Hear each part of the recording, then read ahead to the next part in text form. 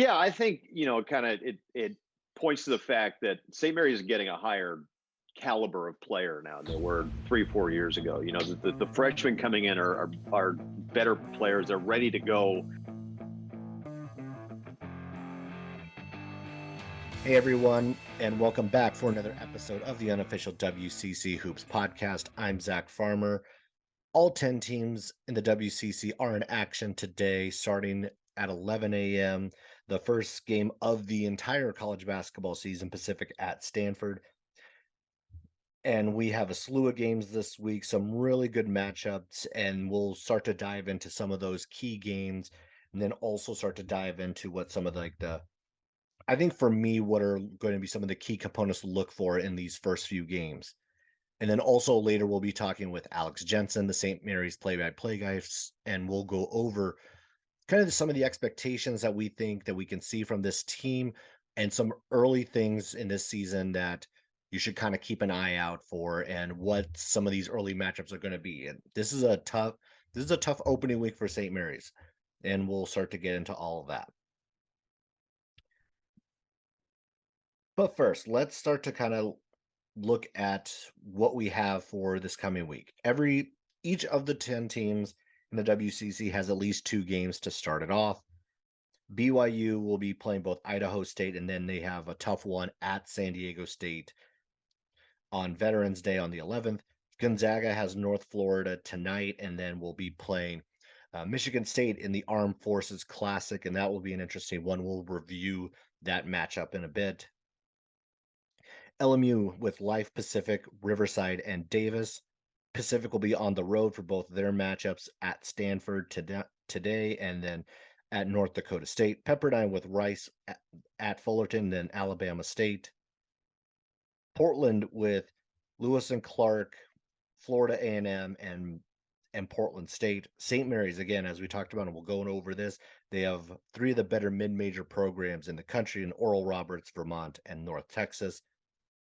San Diego with Sonoma State, Florida Gulf Coast, and NJIT. USF with Texas Southern, Cal Poly, and UC Merced. And then Santa Clara with 2 games on the docket, Eastern Washington and Georgia Southern. So as I'm starting to look at this schedule, look at the first week of games and everything else, I think there are a few things that kind of jump out as far as things to look out for. And I think the first thing is looking at this matchup of St. Mary's against some pretty tough guard experience and then also some high level play. And as we know going into this year, Tommy Kuzi is gone, and so that competition at the point guard spot between Augustus Marshallonis and then Aiden Mahaney is going to be a big component early on in the season. And we're going to see kind of like how this team starts it off, who's going to be in the starting lineup, who's going to be finishing games, who's getting kind of the bulk of the minutes. I think there's a lot of different things that we're going to be able to see, and they bring different things. And has kind of been repeated over and over of the different aspects and the different types of play that they have. And we'll get into a little bit of that with Alex in a bit. And again, so I think that's one of the components to really look for this week is going to be like that point guard play from St. Mary's. Who looks like they're already a better fit into what the Gaels are going to want to do, and then who might be taking those strides, at least in these first few games. Because again, there's a lot of tough competition in these first few. I think the other one right now, I think for me, is going to be Pepperdine's defense. A lot has been made about the talent that this team has, and the Waves have a ton of talent between Mike Mitchell Jr., between Houston Mallett, and between Max Lewis. And this team was the worst defensive team in the league last year, so this is a challenge for them. This is going to be, I don't think, an overnight solution. I think we're going to see some growing pains still from this team. And opening with Rice, being at Fullerton, and having Alabama State early on, I think are three opponents in which Pepperdine should do pretty well against. And so there are opportunities for them to grow on the defensive end. And I think that'll be a key component to see how much have they grown over the summer? How much do we expect them to be better than they were a year ago on that front? Because the athleticism is there, the talent is there. It's how quickly can they put these pieces together? And we're going to get a pretty quick look at all of that.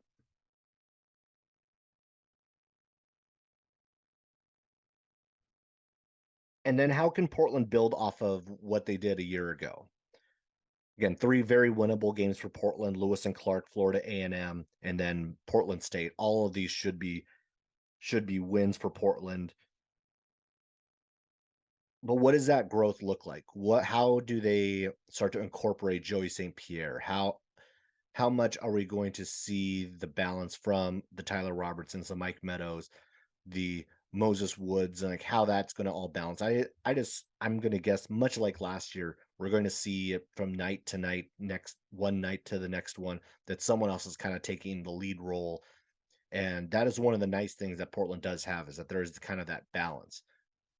But now getting that consistency, I think, is going to be an early key for the Pilots.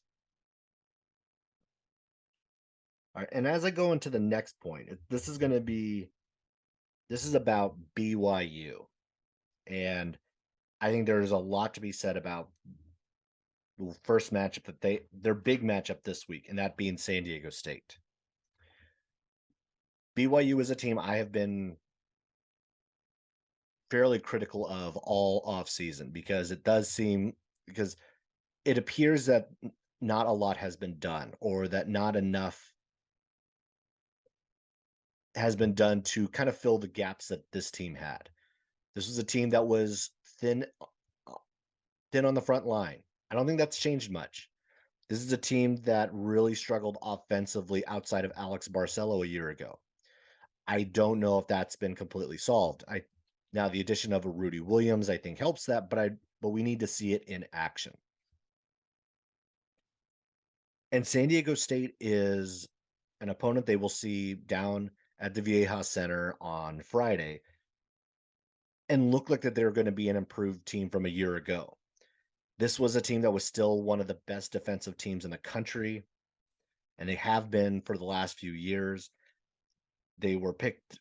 They were ranked 19th in the preseason AP poll. So there's some high expectations of this Aztec team.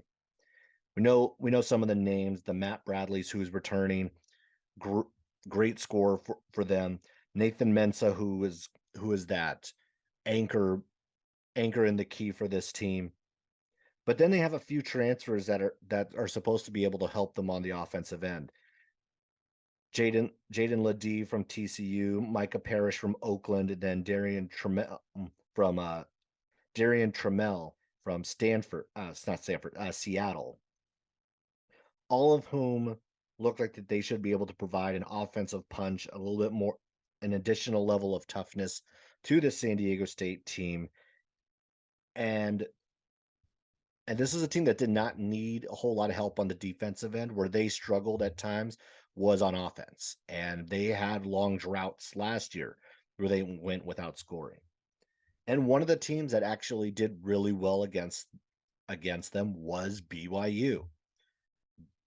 When they met up last year, BYU won the game 66-60. They held San Diego State to 39% shooting. They held them to 3 for 22 from 3. They were 9 for 19 from the free throw line. There was not a whole lot that went right for San Diego State against BYU. But I will say this, looking at this matchup, looking at the way that these two teams are going to line up, San Diego State just returned so much more of the roster we saw a year ago. And some of their more key pieces, again, Mensah returns, Bradley returns. And of the 66 points up from the game last year, only 15 of those points return. Alex Barcelo is gone. Tajon Lucas is gone. Gavin Baxter contributed to the matchup last year. Seneca Knight had 8 points in that game last year. A lot of the offensive output from a year ago is no longer with BYU, and so that's going to be a challenge for them to find it quickly, find that source of offense, if it's going to be the Jackson Robinson, if it's going to be Rudy Williams in these first couple of games, this is a big one for BYU. Not to say that this is like the one opportunity that they have, because BYU's schedule overall is good. Like their non-conference is still one of the better ones in the WCC, and they're going to have some tougher games down the road. They have the battle for Atlantis in a few weeks. So it's not like that this is like their only shot at a good quality opponent. This is going to be this is a early litmus test for BYU. Where are they? Have they returned to some of the form which we had seen over the last few years? Or is there still a lot of question marks? Are there question marks? What are the question marks? Can we expect Fus Traore to make that next leap? Are we going to see Atiki Aliatiki make an impact in this game? And I think with the likes of Nathan Mensah, they're going to need him to play some critical minutes. I think they're going to need some production. They're going to need more on the offensive end from a Gideon George. I think they're going to need more on the offensive end from a Spencer Johnson. Again, one of the other keys for BYU is that Trevin Nell is not going to be available for this one. So finding where that offensive punch is going to come from early, I think is important against especially a San Diego State team, which is going to put the clamps on you and put them on you early.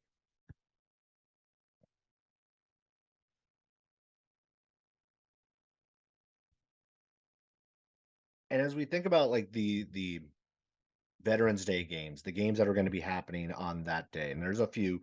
WCC has a few games that'll be happening. There's 1, 2, 3, 4 games on Friday. One of which is one of the more interesting games.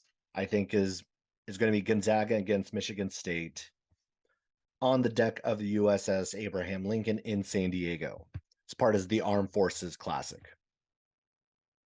It's not the first time Gonzaga has played on the deck of an aircraft carrier. And this one to an extent is a little bit of a clash of styles, but this one really does lean to me to be a heavily Gonzaga favored game. Michigan State, it doesn't have that star power, and typically they don't. Like there's usually not too many guys on a Michigan State squad where you kind of like point to them and they're going to be a household name. That's not kind of how they're usually built. They're going to be tough. They're going to be scrappy. They're going to be a tough challenge. And the key point for them is going to be this two-headed point guard battle between AJ Hogard and Tyson Walker.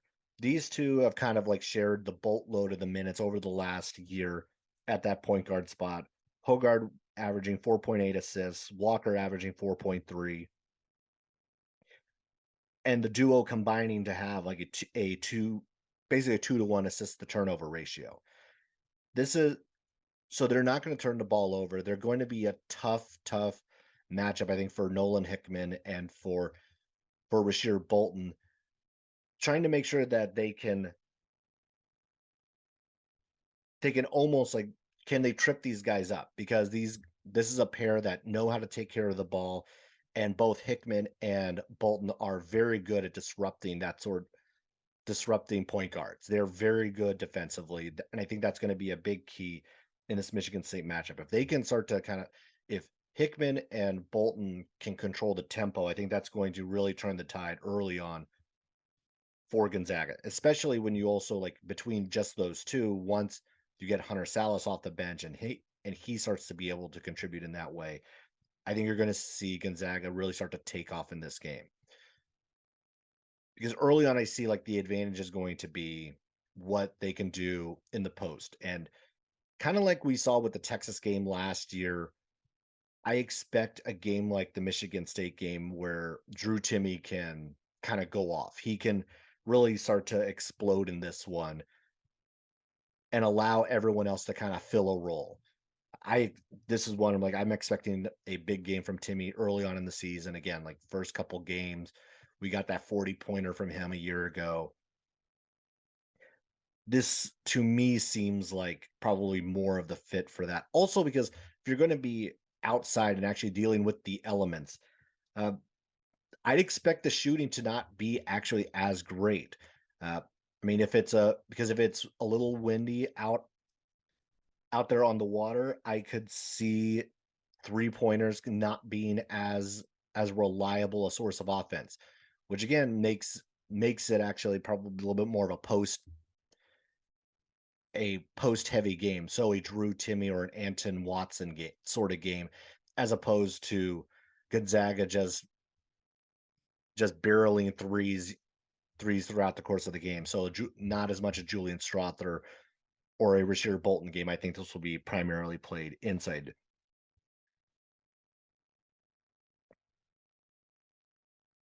And also Michigan State is an undersized team. And this is again like with the way Gonzaga is built, the way they have the roster put together, I see this going to be a pretty physically pretty physical game, and it's going to be focused on the interior.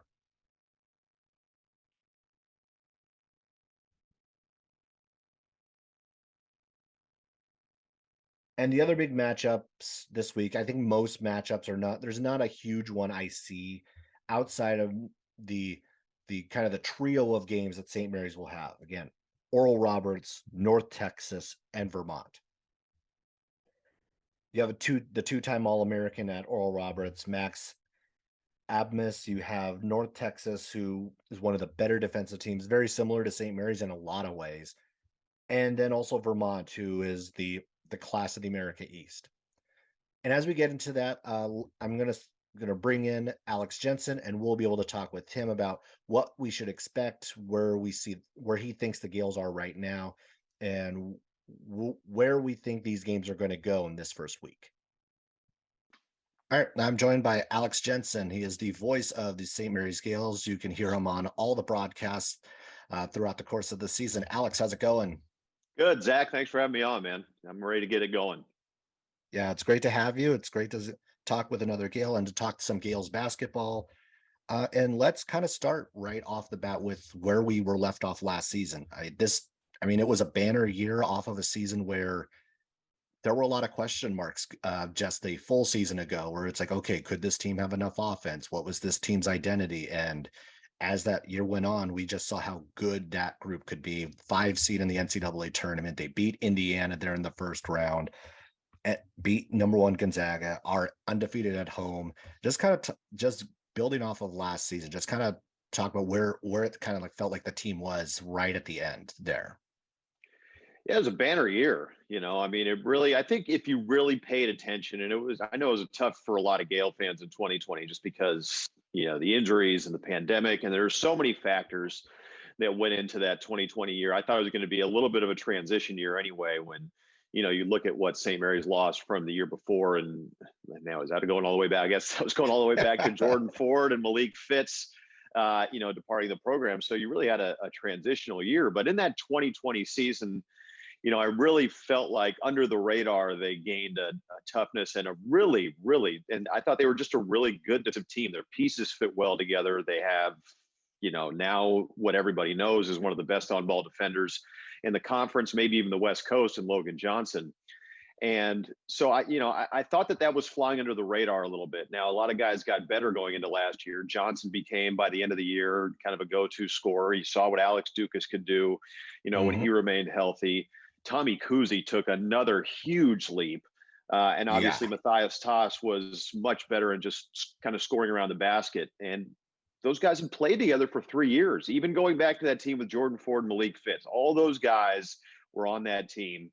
And then you had a few other guys kind of take a step up. Dan Fotu had an amazing start to this season. Kyle Bowen went from shooting 28 from three to 39% from three. I mean, that is a big, big difference.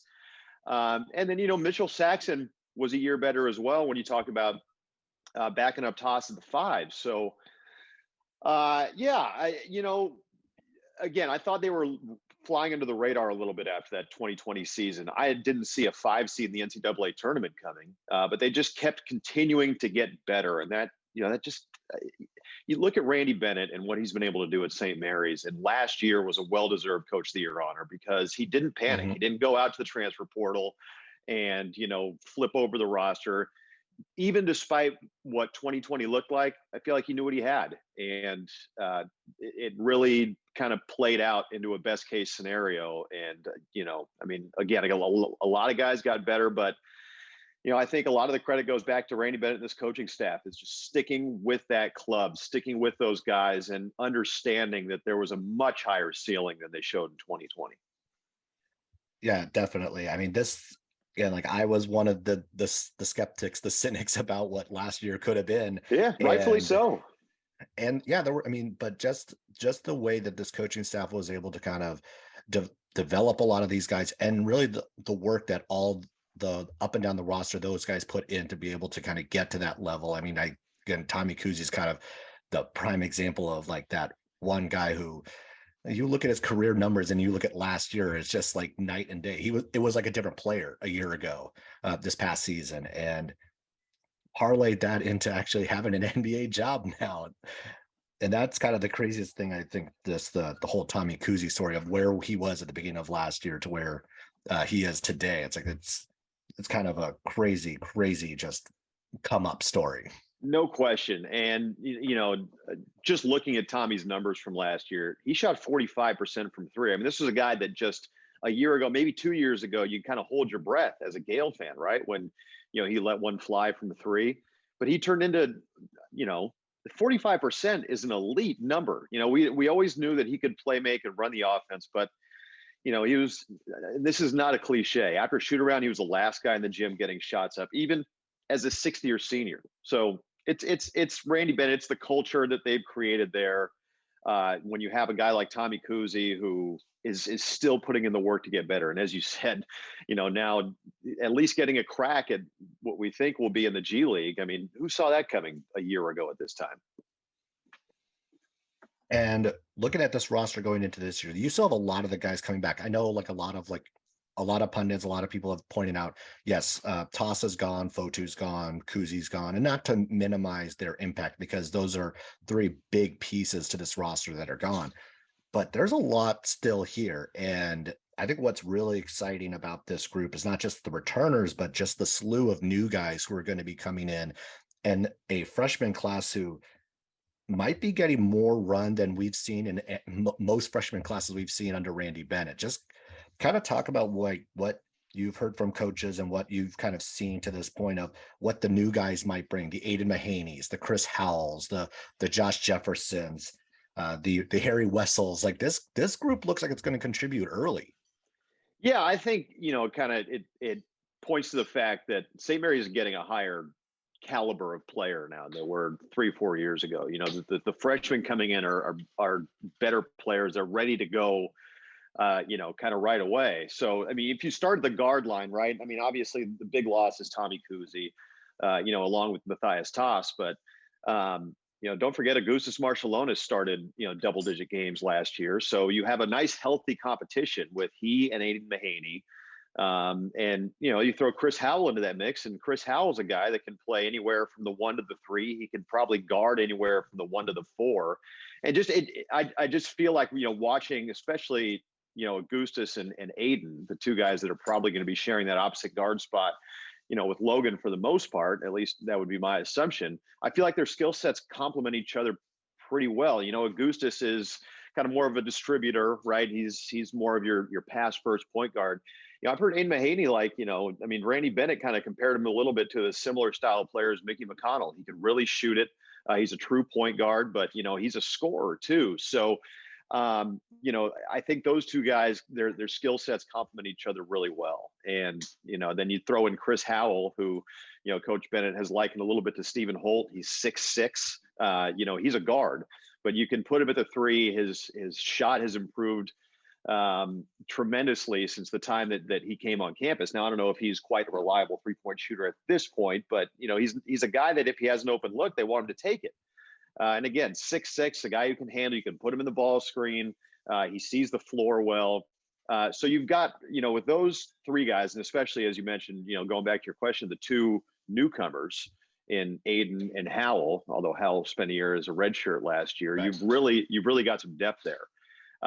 Joshua Jefferson's a 6'9", 6'8", 4-man from Vegas, as you know, built really well. His body is ready to go. He's got a really nice offensive skill set, really good passer. He's got range out to 3. We'll see how much he's able to contribute. It's fun watching him in practice, having to go up against Kyle Bowen. I mean, that is not an easy challenge for a freshman going up against, another one of the best defenders in the league. And I think Harry Wessel is going to see time this year. I don't think there's any doubt about that. Mason Forbes is a bit of an unknown, I suppose. He really hasn't played in 2 years at Harvard, with 2020 being canceled in the Ivy League. And I know he battled injuries last year. So how ready is he to go? That's kind of an unknown right now.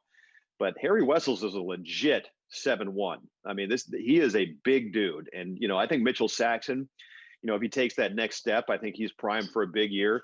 It hasn't been an easy battle for him in practice either. So, I think you're seeing definitely 2 spots where you have freshman newcomers that are going to contribute right away.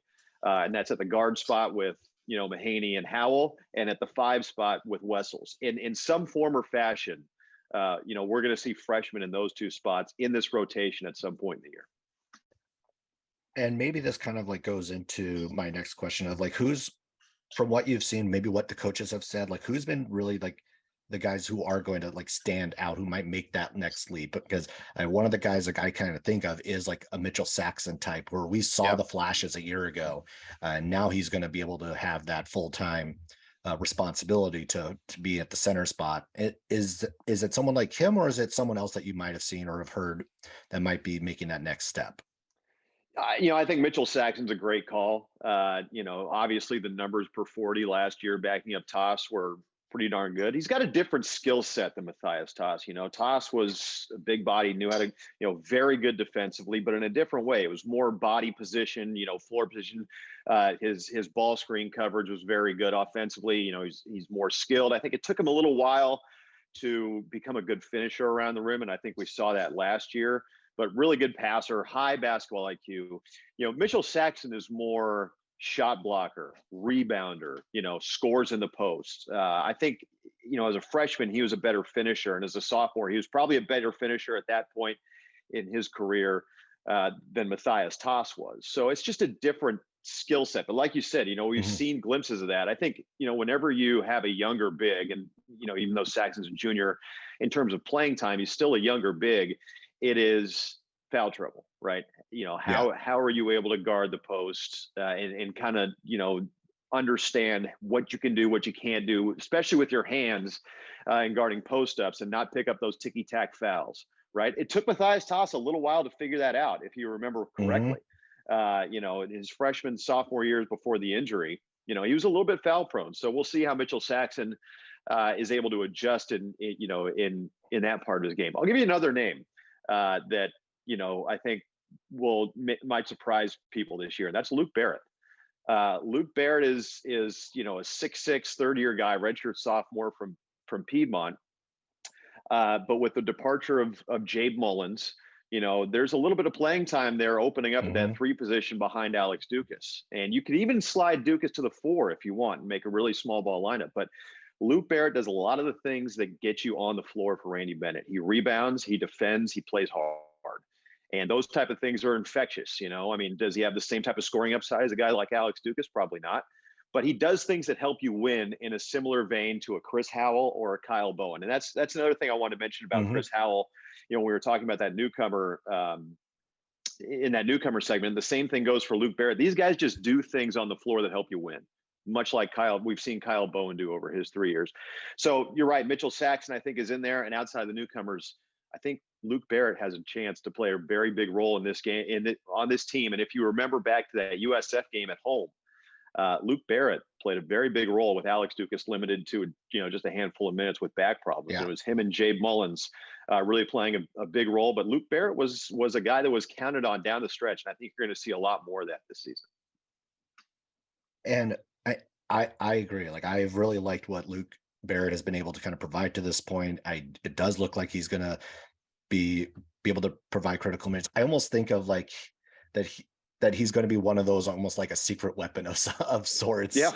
Buried there in the bench. He's not the most flashy guy, but he gets the job done. He plays those. He does, as you point out, he does all the winning things. He does the little things that help you win. This, I'm just looking up and down this roster, and to me, on the outside, this looks like maybe one of the deepest teams Randy's ever had, if not the deepest that he's ever had. What's your kind of read on just like the depth of this team? Because we know like typically he'll go like 7-8 man rotations, but this roster looks almost 10, 11 deep to me. I agree. And I think, we can go position by position. I mean, you look at the guard line and you've got four guys that you can, you can play obviously Logan Johnson, Mahaney, Marshall Lonis, and Chris Howell. Chris Howell can slide to the three. We talked about Luke Barrett, Alex Dukas. And then, at the four, Kyle Bowen's going to play a lot. We'll see how ready Joshua Jefferson is to go. I think, the way that they've used him in practice and, in some of the scrimmages, this is a guy that they kind of, I think, have, big things, at least in terms of, later in his career, he's going to be a mainstay in this rotation, and obviously will, get starting minutes at some point. Not necessarily this season, but going forward. And then at the five, we talked about Mitchell Saxon and Harry Wessels, and then Mason Forbes is a bit of an unknown. So yeah, I think very deeper than the Gaels have had. And we've always seen Randy Bennett get to a 7-8 man rotation. It got a little bit deeper at times last year. It's going to be really interesting to see how this season plays out. Coach said at the tip-off dinner, we are still young in some places. So by the end of the year, we'll be a much better team than we are at the beginning of the year. I think the rotation may ebb and flow a little bit as the season goes along, but you're absolutely right. I think the 11th best player on this roster is better than it's been at any point in Randy Bennett's tenure. It's an exciting place to be. There's no doubt about that. Yeah. And with that, now we kind of like turn to the schedule and really starting to look at what this team has to look forward to. Again, this is maybe, again, looking at it on paper, this is one of the better, if not the best schedule that St. Mary's has had throughout Randy Bennett's tenure. They had, it's like looking at it's like the average Ken Palm of the opponents is around like 103, 104, right around there. You have teams like North Texas, Houston, San Diego State, Wyoming. It's like you have half the Mountain West on this schedule, and it's the upper half of the Mountain West. Just kind of talk about like what were your initial impressions of the roster, and as the Ken Palm rankings came out, did that kind of like change anything based on what you had originally seen? Yeah, I think the roster and the schedule oftentimes go hand in hand. I think a lot of schools will tell you what they think of their team by the non-conference schedule. Randy Bennett's talked about that when it comes to scheduling, trying to forecast a year or 2 years down the road. What are we going to look like? What kind of challenge can I give these guys? And, you look at this non-conference slate, as you mentioned, like an average Ken Palm of, top 105. There's the only team in there that's outside of the top 150 is Southern. You take Southern out and the average, without forecasting that second game in the Wooden Legacy, the average Ken Palm rating of a St. Mary's non-conference opponent is 92. So yeah, it's the best schedule that I think Randy Bennett's ever had in the non-conference. I don't think there's any debating that.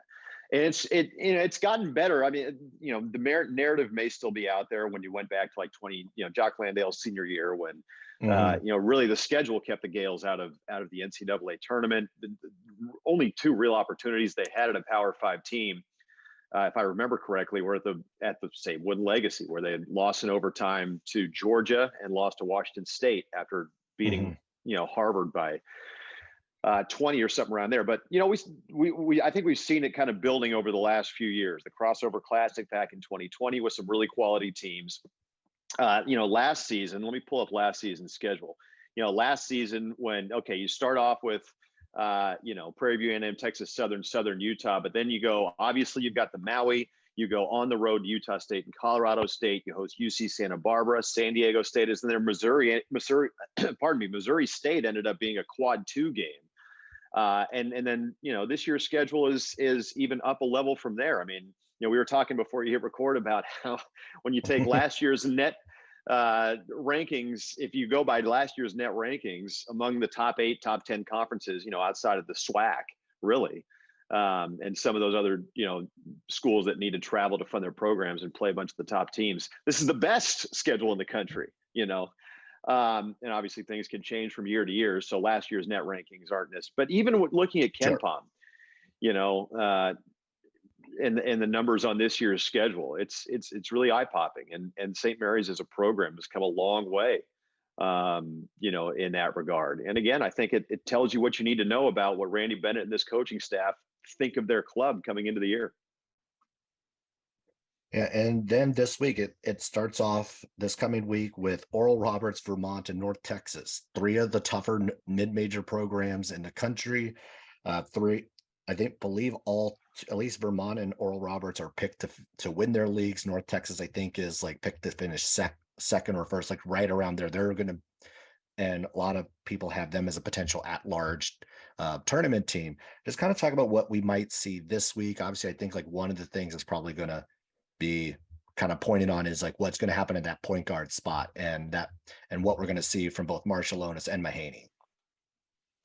Yeah, well, I mean, that's the first thing, right? We're going to see right away, I mean, who is at the top of the pecking order. I think we know, at least in terms of the starting 5 and some of the other rotation, pieces, we know Logan Johnson, Alex Dukas, and Kyle Bowen are going to start. We know Mitchell Saxon most likely is going to start. But yeah, who's starting at that second guard spot?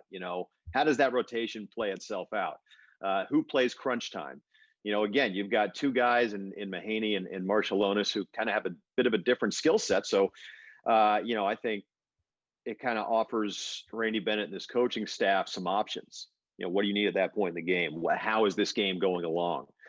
And yeah, we're going to learn a lot about this team in the first 3 games. How do they fare? Oral Roberts, preseason KenPom, 120. We saw what they did, with Max Abmas in the tournament a few years ago. I mean, that guy has literal, you hear the term thrown around a lot, but in the gym range, right? And I was talking to Joe Rahan, one of the Gaels assistants, a few days ago. He said, this guy will just, pull up from one of the volleyball lines, and you don't see that a whole lot in college basketball. So you had the Gaels have to be ready there. Then Vermont, as you mentioned, perennially an NCAA tournament team out of the America East. I mean, for that conference, like that's the America East Gonzaga, right? And I feel like they're always a trendy pick to pull an upset in the first round. And then you end this 3-game stretch with maybe your toughest home non-conference game. In fact, yeah, probably your toughest home non-conference game in North Texas, which, the way they play, it's almost a little bit like a poor man's San Diego State. Long, athletic. They're going to slow it down. At least that's how they've been the last few years, by my recollection. Don't score a whole lot, but they're going to make it really tough to score. So, some of the unknown pieces of this rotation, Mitchell Saxon, we're going to know a lot more about Mitchell Saxon after the first 3 games. We're going to know a lot more about Aiden Mahaney and Augustus Marshallonis. How much has Augustus, improved? I thought he had, at times last year, he looked like he could be an all-league guard. There were other times where, he kind of played his way out of the rotation. So looking for that consistency is going to be big. And again, there's pieces of this rotation that are young and that are going to get better as the year goes on. But it's going to be an awesome first 3 games to really test this roster. Again, we know 60% of the starting lineup. We know what those guys can do. Let's see how much better they've gotten. Obviously, Alex Dukas had a nice little run with the Boomers in the summer. Kyle Bowen, Logan Johnson. We know kind of what we're going to get from those guys. What's the rest of it going to look like? And we're going to find out a lot about what they're going to look like, not against, the Texas Southerns, the Prairie Views of the world, but against legit NCAA tournament hopefuls in the first week of the season. It's going to be a lot of fun. Right. I can't wait. Yeah, it's going to be a lot of fun to get this going. It's going to be exciting. So as we're getting close to the season, as you start to your game day prep, it's like, all right, what's your routine? And actually, once for opening night, once you get to University Credit Union Pavilion, what's your rundown as you're kind of getting ready? Once we get to the gym, or leading up to that point? Leading up. It's like the pregame meal, all of that. Well, I started last year going to shoot around, which I really enjoy. Getting my pregame interview done there before leading up to that, I'll have my spotting boards done, which have all the numbers and kind of like little notes about each guy. But I like going to shoot around, so I kind of understand what the game plan is. What kind of actions are we going to go? And that's one thing that Randy Bennett has done really well, especially over the last few years, is understanding what the opponent is trying to do and taking that away, kind of making you go to your second, your third, your fourth option to score. I think that's what the Gaels have done. That's kind of what's helped propel them to the top of the West Coast Conference under his tenure. But so I like to have my spotting boards done by the time I go in there. I know who I'm looking for. I know what St. Mary's plan is there. I thought they had a great plan. A great example is Gonzaga last year, the game at home. They had a great plan defending Timmy and Holmgren, and it really worked. You watch that game, you can see collapsing on those guys, and there were a couple tells, which I won't say right now, but there were a couple tells for the Gaels for the Gaels defense when it concerns, as far as it concerns those two guys, and they were really able to execute on that. So being able to see that in real time, knowing what the plan was, and being able to see it kind of unfold and come together was really cool. So I really Bryce enjoyed Harper. going to shoot around. Hey, give me Bryce Harper's left-handed stick. I'd take that. I have my spotting boards done, get to shoot around, do our pregame coaches show with Mickey McConnell, record that there. And my parents still live in the Oakland, foothills. So just drive over the hill, kind of shower, get ready to go, have maybe something to eat at my parents' house, and then head to old UCU, or as McEwen as we used to know it, but now called UCU, University Credit Union Pavilion, and get ready to get it going. Maybe make some last minute notes with pens on those spotting boards. But God, I love game day, man. I can't wait for Monday. And I'm not sure, Zach, if you have been on campus recently. I'm sure you know what's going on with University Credit Union Pavilion, but a lot of changes, that may not be as apparent to the fans, as the plans were 10 years ago or so, but it is really going to help this program recruit. Yeah, we got the front, if you haven't been there in a while, has now been all cleared out. It is a great pavilion area right in front of UCU, and the back of the pavilion is being remodeled, redone, so that there will be more. I think that upper patio area is going to be done at some point during the season. I don't think it's going to be ready for next week, or am I off on that?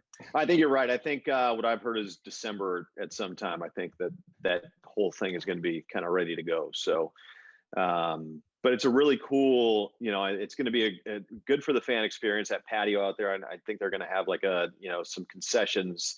But then, I think the real difference maker for all three programs that are housed in University Credit Union Pavilion is that, moving men's basketball to the back of the building, the new locker room, new video room, new coaches' offices, all that stuff is going in back there. So men's basketball moved back there. Women's basketball, women's basketball and women's volleyball right now share I guess it would be the north wing, that north hallway of the pavilion. Women's basketball moved to where men's basketball used to be.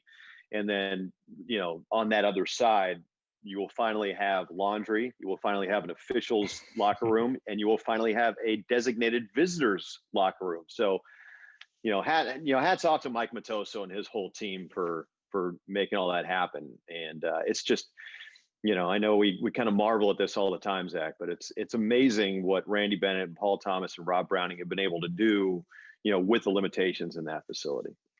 Yeah, absolutely. Well, thanks, Alex, for hopping on. I'm excited just as much as you are to get this season going. We start on Monday, and I'll catch you out at the pavilion. Looking forward to it, Zach. Thanks for having me, man. I want to thank Alex Jensen one more time for hopping on and talking about the Gaels. This is 3 games I think are going to be a pretty good growing experience for this team. Again, it's not like St. Mary's is going to be completely hitting the ground running. As high as I have also been on St. Mary's over the course of the off season, and thinking that they're going to be better than a year ago, and I believe they will be better than a year ago. You have three teams, three very experienced teams, mid-major teams that know how to win in their leagues. Oral Roberts, Vermont, North Texas know how to win. And each of them brings something a little different.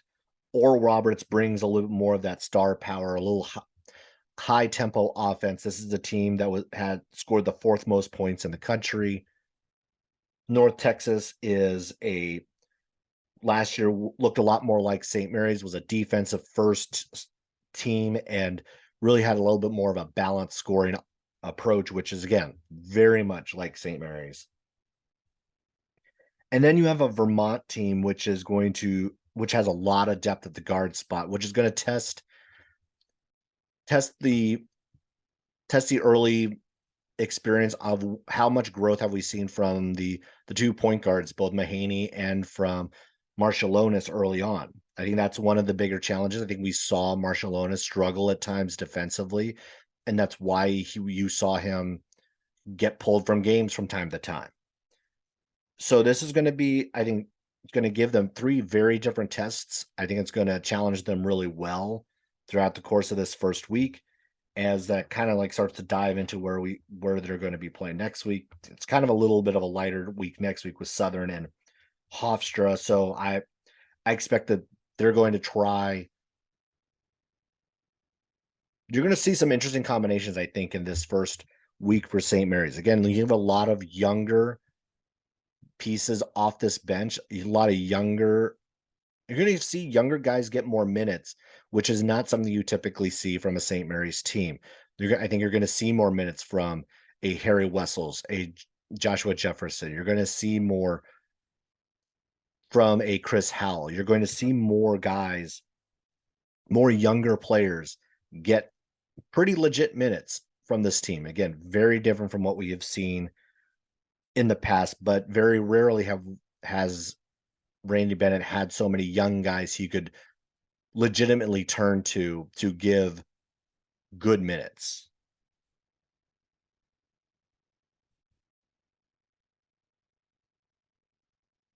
And that will about wrap it up. Again, we have a full slate of games today for WCC play. We have a number of games throughout the course of this week.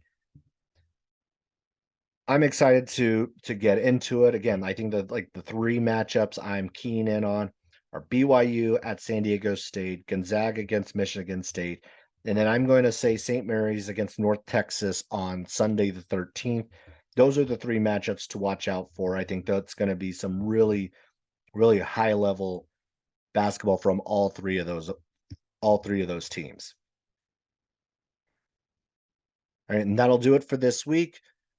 We are here. Basketball is here. I'm excited, I'm sure, just like the rest of you, to get this going. So until next time, be sure to subscribe, share the podcast with your friends, family, other WCC fans. Be sure to subscribe on YouTube to your favorite streaming service. Follow me on Twitter at PostByZach. Follow me on TikTok at PostByZach.